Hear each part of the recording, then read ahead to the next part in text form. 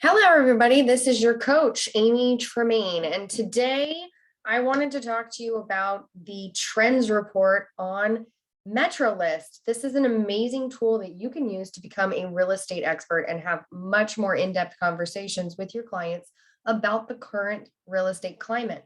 Let's go ahead and get started. First things first, I'm going to log into MetroList.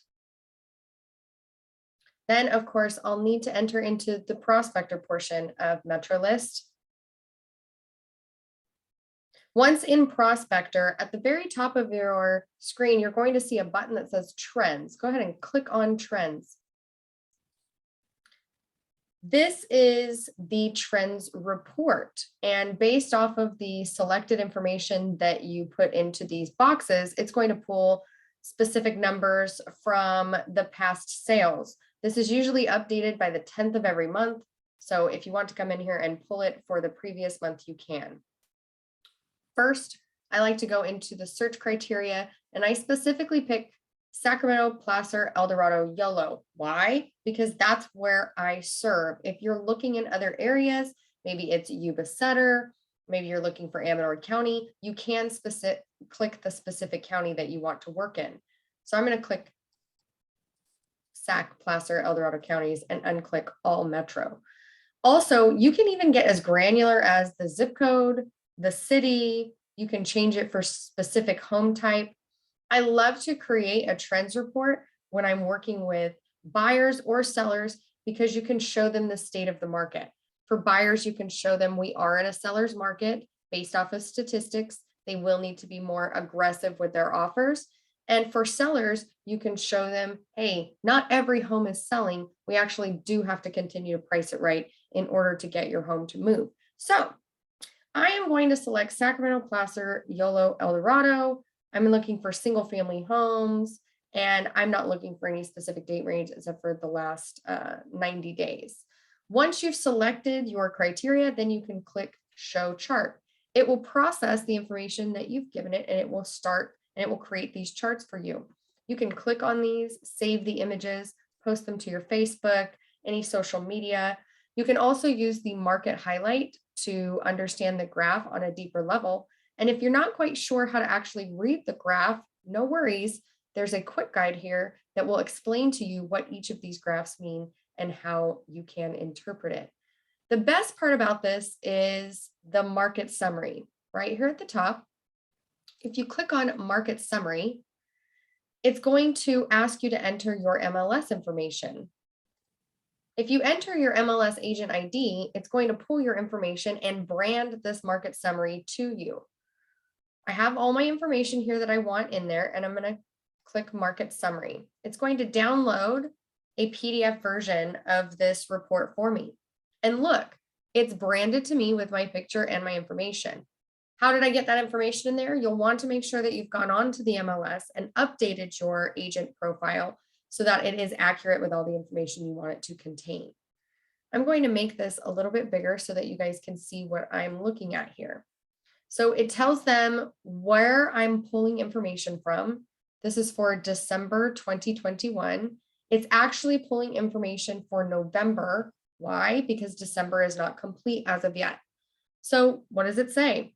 It reads just like a story. In fact, I read this report every month so that way I can have better conversations, but also I can't go into the MLS and interpret all of this information. I really do need a more digestible piece. So this is what it gives me. November 2021 is a seller's market. Surprise, surprise. Number of listings were down 8.6% from 1 year earlier, but they're down 29% from the previous month. That's a very interesting number. You'd want to ask yourself, why are listings down in December? Can you think of a reason? I can. It's a very major holiday, and a lot of people are not looking to move or sell their home in the middle of Christmas. So that could be an indicator of why listings are down for the previous month. You can go on to read more about the current market, and then it goes into each graph that you saw previously on the previous screen, and it explains that graph as well. So property sales were 2195. That's down 10% from the previous year, and it's 9% lower from the previous month. Current inventory is lower by 8.6%. It's actually lowered by 29.3% from the previous month. There was a decrease in pending properties in November, and it looks like property sales were 3.3% higher than this time last year. If you keep going, it even goes on to talk about price per square foot. It looks like price per square foot is neutral. So if price per square foot is neutral, that means housing prices are starting to mellow out. You can see in the graph that pricing per square foot in September of 2020 was $267 per square foot. Now, in November of 2021, it's $327. That's a very large jump. However, for the past couple months, it's been around 323, 326, 330, 321, 324. So it looks like we're starting to have a mellow of the market or a more neutral market. The next graph is going to talk to you about days on market. So whenever we see a days on market upward trend, that means that homes are sitting on the market a little bit longer than they have been previously.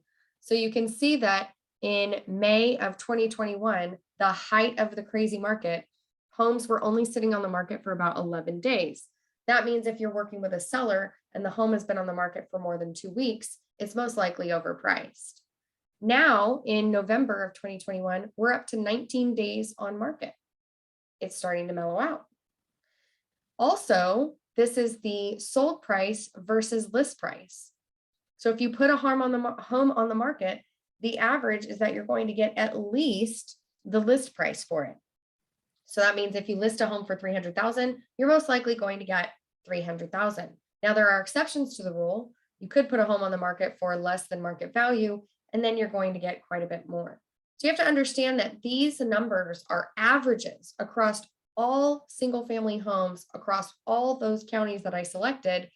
And so if all of the homes in that criteria are selling for 100% to list price, then if you're working with a buyer and they want to offer less than list price, you can show them this graph and say, unfortunately, we're just not in the market where you can cut a deal that way. Let's talk about other ways that we can get you what you want. The next page, it talks about sold price versus list price. I love to use this graph with my sellers. This is a great way to show them that list price is very important when selling your home, and you can't just swing for the trees. You have to pick a price that's going to be digestible for the buyers and something that buyers feel comfortable spending, or else they just won't even look at your property. So I like to show them this graph, and I say this green line right here, this is la la land. This is people that put their home on the market, but they don't actually want to sell their home because the average list price is $836,000. However, from the statistics from the market, we can see the average sold price is only $623,000. So Mr. and Mrs. Seller, I think we need to price our home on the lower end of the market so that we can make sure that your home actually sells and you can get to where you need to go. This graph talks about months of inventory. So this gives you an idea of how do you know whether it's a seller's market or a buyer's market? This shows a buyer's market is more than 6 months of inventory. A seller's market is less than 3 months of inventory, and a neutral market is 3 to 6 months of inventory, meaning that if all the homes on the market sold, we would be able to sell them in the next 3 to 6 months. Right now, in our current market, we have 0.7 months of inventory. That's less than a month of inventory. That means that it is a seller's market. If all the homes on the market sold as they should, we would run out in 3 weeks. That's an important factor for your buyers to know. It's also an important factor for your sellers to know as well. Their home should be selling relatively quickly. It should not be on the market for more than 2 weeks. Finally, this final graph is another indicator of a seller's market. It's the absorption rate, and it measures the inverse of months of inventory and represents how much of the current active listings are actually being absorbed each month. So a buyer's market is going to be 16% or below. A seller's market is 33% or above, and a neutral market is 16 to 33%. This is basically saying what percentage of the market of homes being sold are actually closing. So this is the trends report. I hope that this has been a valuable training lesson for you. If you have any questions about the trends report, need to know how to print one, need to know how you would present it to your clients, I'm happy to assist you at any time. Thank you so much for watching. I hope you guys have a fantastic new year.